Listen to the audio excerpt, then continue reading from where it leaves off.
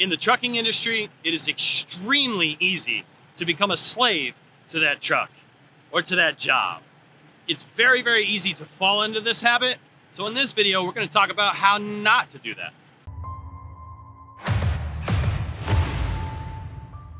So I've been a truck driver for a little over 9 years now, and I can tell you this has happened to me. Well, we're going to get into the logistics of it, but I just want you to know why I'm able to actually talk about this subject. And that's because this is precisely what I deal with all of the time. I am kind of required to work all the time, and it's because I made poor choices. Just plain and simple, I'm not going to make any excuses about it. I didn't take care of things that I needed to take care of personally, and it has cost me. It has cost me time at home with my family, with my kids. And it's unacceptable, and it's entirely avoidable.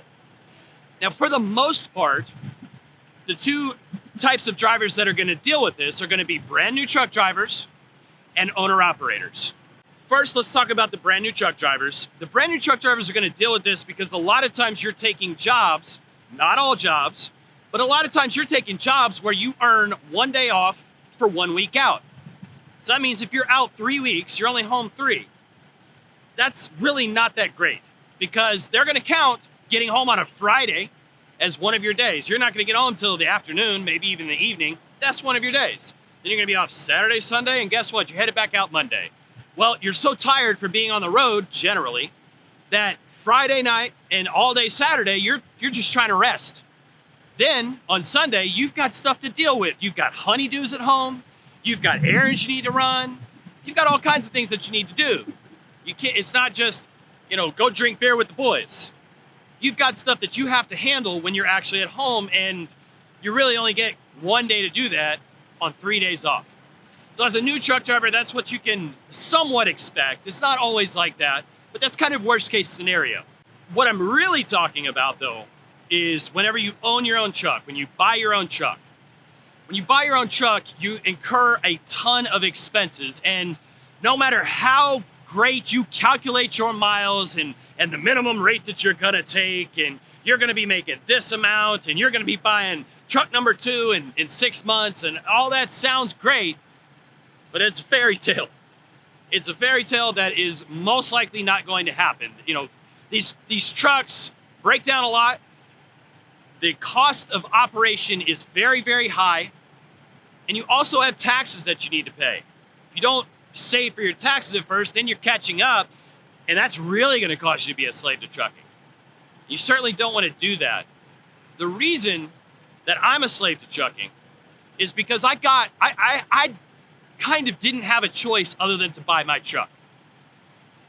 When you get into trucking and you get a job, like you're just the company driver, you're working for someone else, you become accustomed to the salary or the income that you're making. I was making very, very good money, and I was doing it for a while. I think I did it for about 4 to 4.5 years or so, and I became accustomed to living that lifestyle. I wasn't living paycheck to paycheck, but really wasn't doing a lot for myself either. Those are where the bad choices were made. Had a really nice house, had a really nice car, poor decisions.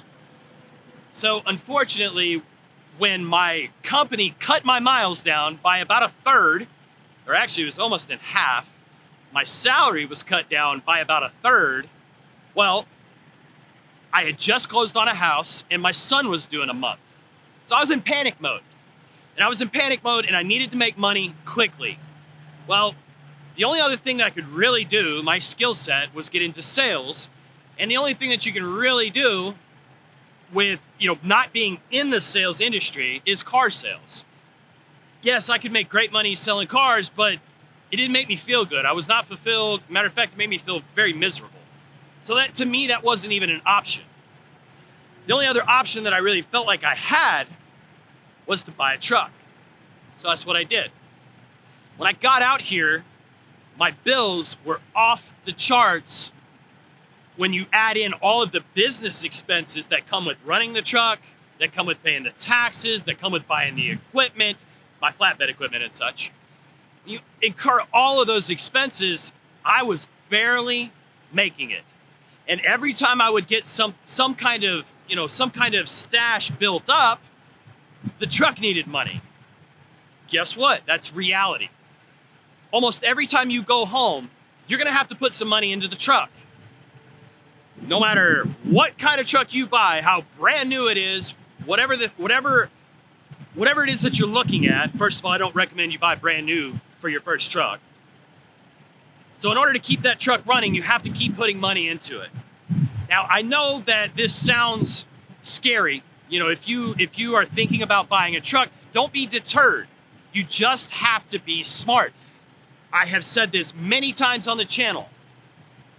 I believe the first thing that you should do is learn how to manage your finances. If you learn how to manage your finances, that's going to give you the best opportunity in order to be successful out here. When you buy your truck, you are no longer just a truck driver. You're a business owner and everything that comes along with that. Especially if you create your own authority. Then you have a whole plethora of headache that I actually don't even know all about because I haven't done that yet. But giving yourself a financial education is 100% the first step that I tell anyone that's thinking about buying a truck. That's the first thing that I talk about because I didn't do that myself. And now, you know, I own that truck outright. I just paid it off a few months ago. And now I'm in a much better position. But I'm in a position now that I should have been when I bought the truck. It's lessons learned. I'm not complaining. I'm just trying to keep you from making the same mistakes that I made. So do not be a slave to trucking. Do not get to the point where you are required to run that truck for 6 weeks straight, for 8 weeks straight. I know guys that have been out here 6 to 8 months straight. Happens all the time. They incur a big breakdown. They're off for 3 weeks. They've just put $30,000 into the truck. They're completely tapped. All of their bills are behind. And they spend 6 to 8 months out here. Are you willing to do that? I would think not. So start with a financial education. And if your finances are not in a place to buy a truck and to step out into the trucking world as an owner-operator, don't do it. I do not recommend it. Can you do trial by fire? Sure. Are there other guys that have made it happen? Sure. It's just not the recommended route. Be smart. Work smarter, not harder. But anyway, if you enjoyed the video, please give it a thumbs up. Don't forget to subscribe. Ring that notification bell so you know when the next video is coming out. But as always, stay driven.